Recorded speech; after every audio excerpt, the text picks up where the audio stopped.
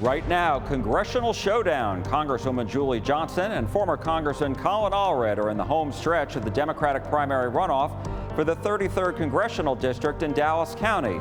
We're looking at one issue that has the candidates on the attack. Looming decision. The U.S. Supreme Court decides what's next in the fight over the abortion pill mifepristone. Will patients nationwide still be able to get the medication in the mail after a telehealth visit? And political pressure. Grand Prairie scraps a planned event advertised by some as Muslims only at the city-owned water park, while Governor Abbott threatened that had local leaders changing course. Good Sunday morning to you. I'm Jack Fink. Get your fix for Texas politics. Eye on Politics on CBS News Texas starts now.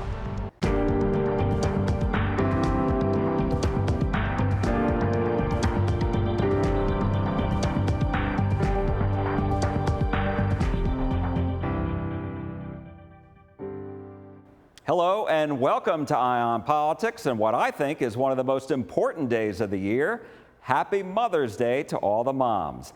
We're going to start with the Congressional showdown between Julie Johnson and Colin Allred later this month in the Democratic primary runoff for the 33rd District, a newly drawn district this year approved by Republicans that is now only in Dallas County.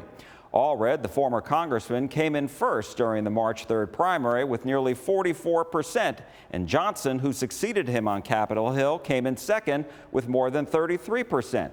Allred and Johnson are blasting each other's records, particularly when it comes to ICE. We're going to begin with our interview with Allred, and we asked what his biggest contrasts are with Johnson. For 6 years in Congress, I could have traded stock. It was legal, but I thought it was unethical. Julie Johnson has been one of the top stock traders in the entire Congress. She's traded over $4 million worth of stock, including on issues that are in front of the Congress, and she's benefited and profited from some of the companies that I think are contributing to some of the violations of civil rights around us every day. It's like Palantir, a company that she bought stock in when she was right after she was sworn in, sold it a few months later. Palantir is used by ICE in their mass surveillance efforts. It's part of this mass deportation effort. If you say you're going to stand up to this administration, you can't also be profiting from it. Regarding ICE, she has criticized your past votes in 2024 when you voted for the No Sanctuary Cities Act and then the Lake and Riley Act. What do you say to that? Yeah, I say that this was under President Joe Biden and a very different ICE, a very different Homeland Security Department, one that was, I think, conducting itself largely consistent with the law and the Constitution. Unfortunately, that is just not where we are now. This administration has turned ICE into a political tool to attack its enemies. It's also been using it to terrorize communities. The stories that people tell me on a weekly basis of their experience with ICE are heartbreaking. And to me, this is diminishing faith in our entire government, but also specifically in law enforcement. And it's dangerous what they're doing. It's making all of us less safe.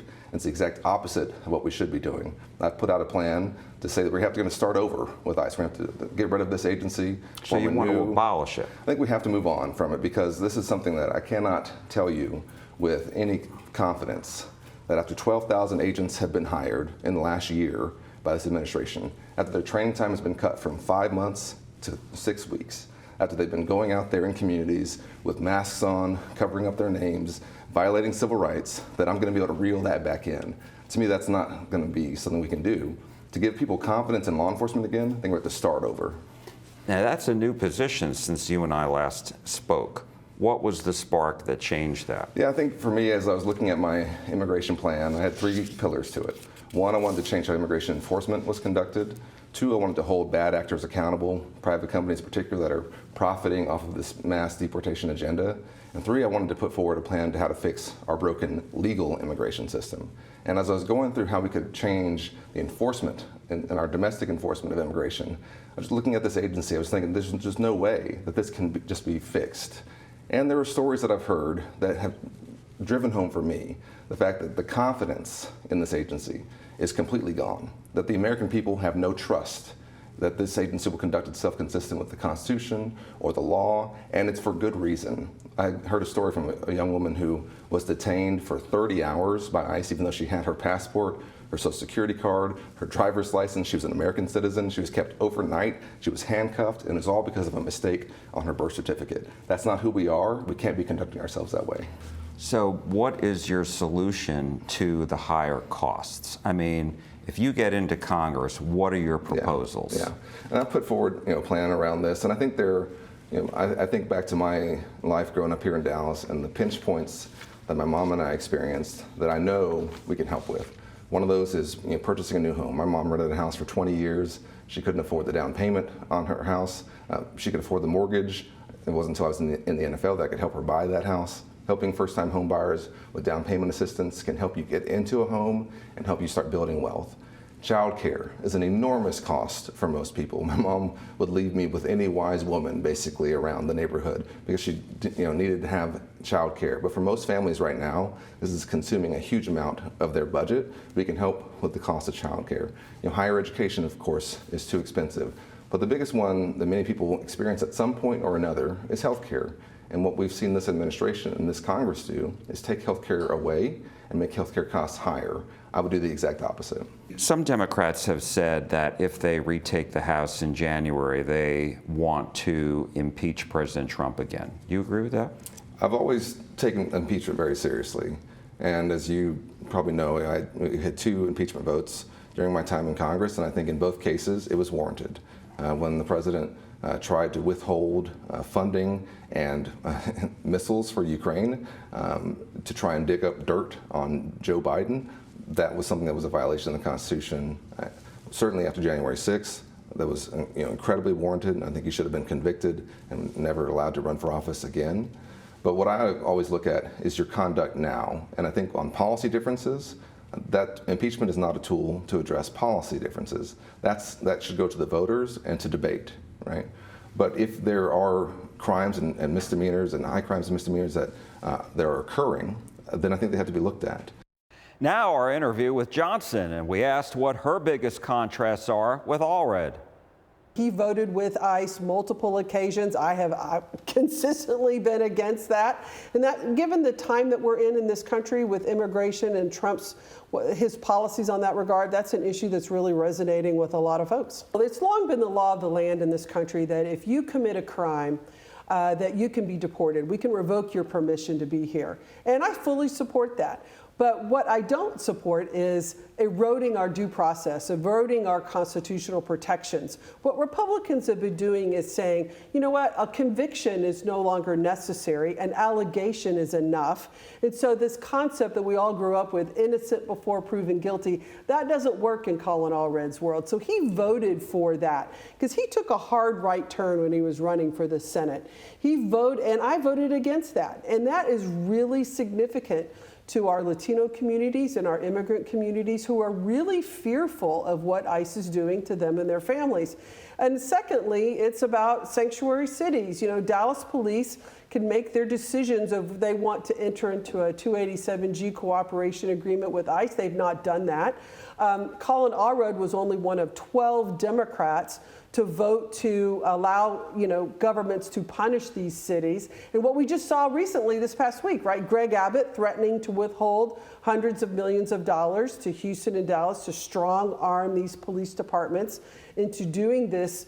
And then Colin Allred supported that, so I am against that. And I think that that's a clear marker difference between us and our actual voting records that I think voters are really resonating towards. As you know, Allred has criticized your prior stock sales that included Palantir, which works with ICE. And so I'm wondering, what do you say to that? And do you think that hurt you the first time around on March 3rd?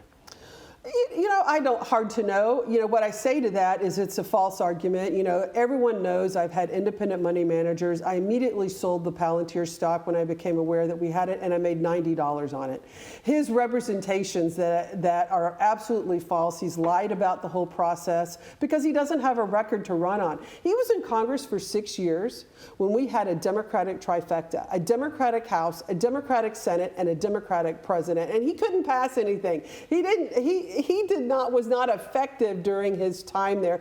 Otherwise, he would be touting all of these things that he achieved, that he accomplished while he was in Congress, and he didn't.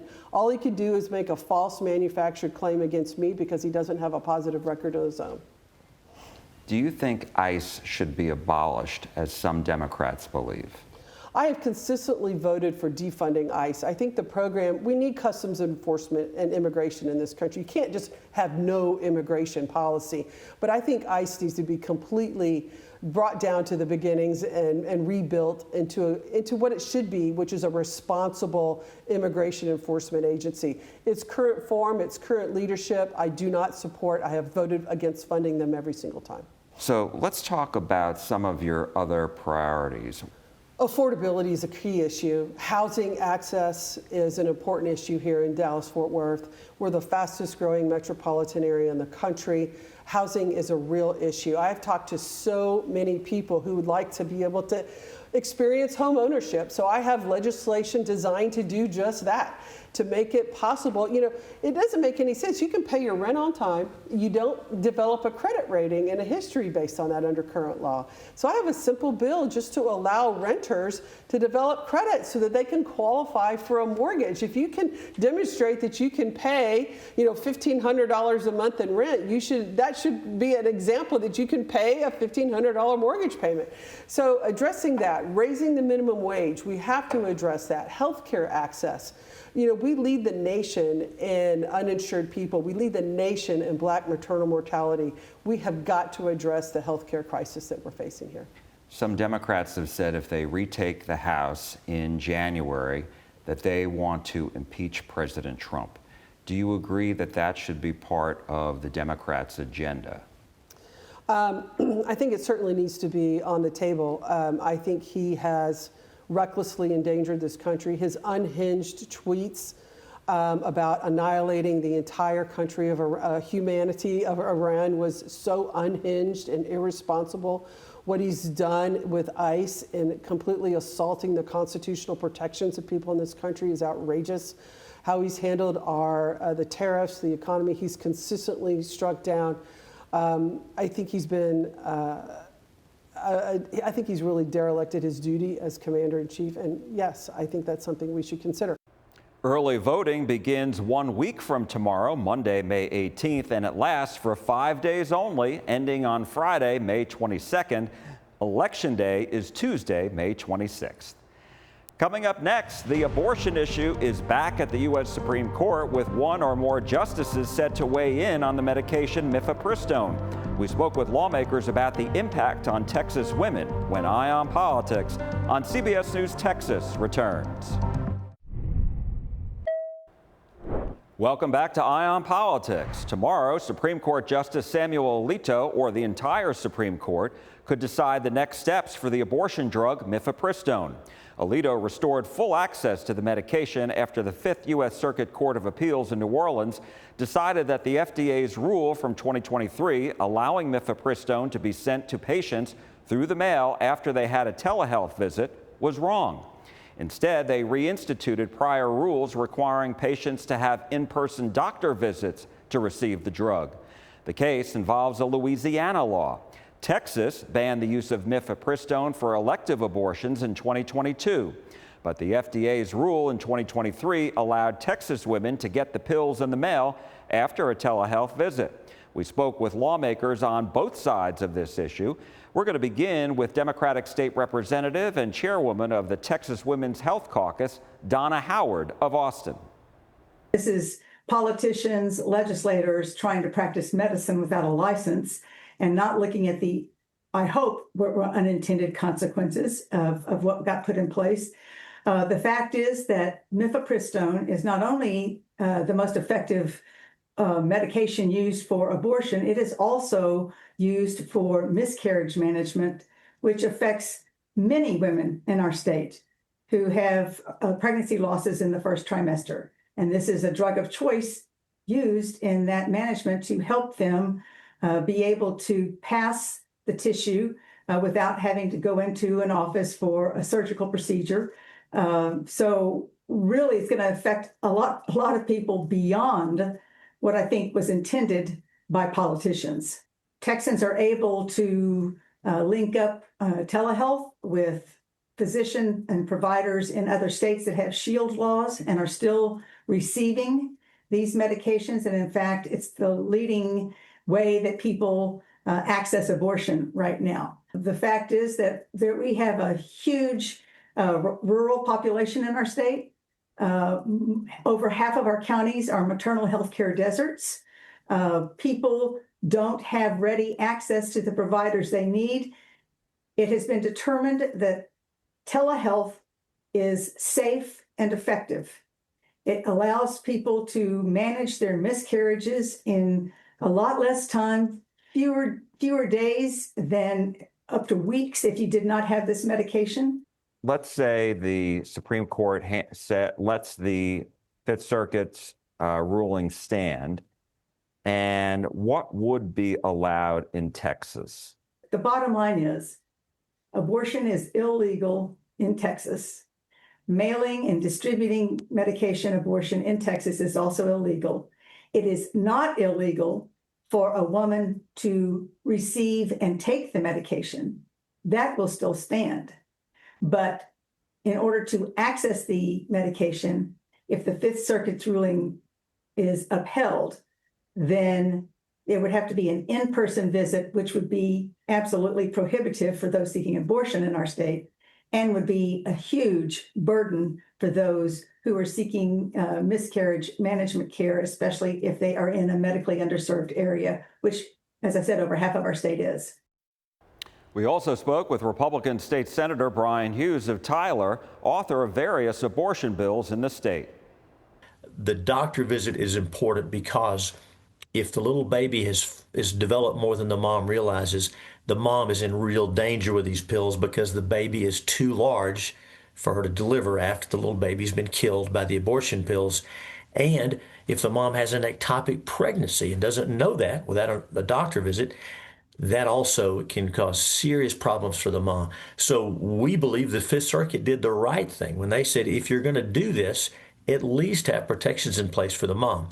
And so, again, requiring the in-person office visit and requiring the drugs be done in the doctor's office. So we'll see what the U.S. Supreme Court does. Representative Howard said that because much of the state is rural, there's really no access for women out in these rural areas to see a doctor. And she said that's why the telehealth is so important. She says it's been safe. So what do you say to that? I would say sworn testimony before the Texas committee, also in Washington, and also data that's come back from the all-payer claims database. As you know, every health insurance claim, every Medicaid claim runs through that. And we have evidence now that moms are being harmed, seriously injured through this process. And again, I don't think anyone would question that a doctor cannot diagnose an ectopic pregnancy over the phone. That requires an in-person visit. And how do you see this all shaking out? I believe the Supreme Court will get it right, but whatever they do, the Texas law is in place, and our message is clear to Big Pharma and to those who would manufacture and ship these drugs illegal and actually poisonous to mom in many cases. If you ship these drugs into Texas for an illegal abortion and you hurt or kill a mom, kill an unborn baby, you'll be held accountable in Texas court. And one other thing that Representative Howard said was that this pill is also used for miscarriage management. Are women in that situation who need this drug, are they still able to get it? Texas law is very clear that delivery of a miscarriage, when the little baby is passed away, delivery of the miscarriage is not an abortion. That's specifically exempted from this law. So the Texas law applies only to these two drugs being sent to Texas for illegal abortions, not for ectopic pregnancies, not for miscarriages, not when it's to save the mother's life. Justice Alito could extend the temporary stay beyond tomorrow, or justices could stay the appeals court's ruling and keep telehealth access to the drug until it eventually gets back to the Supreme Court. Or justices could side with the appeals court and end telehealth access to the pills and wait for the case to reach the Supreme Court. Grand Prairie canceled an event at its water park after political pressure from Governor Greg Abbott. Next on Eye on Politics. The city of Grand Prairie canceled an event at its water park after getting political pressure from Governor Greg Abbott. An Eid celebration was planned for next month at Epic Waters Indoor Park, which the city owns. Initially, a flyer promoted the event as Muslim only, but that was changed to modest dress required. The city canceled the event after Governor Abbott threatened to pull over $500,000 in public safety grants to the city. The governor said that because the event was advertised as Muslims only, it was religious discrimination and unconstitutional. Democratic State Representative Salman Bojani of Euless, one of the first Muslims elected to the Texas legislature, criticized the governor. This is completely Islamophobic. This is targeting one faith. Bojani wrote a letter to the governor in protest. Nearly 40 other Democratic state lawmakers signed it. Remember, you can watch all our full interviews for today's show on our CBS YouTube page. Just check out the playlist for Eye on Politics and hit the subscribe button. And that's all for Eye on Politics today. I'm Jack Fink. I am listening, and we are listening to you at CBS News Texas. I'll see you again next week, and from all of us here, happy Mother's Day once again.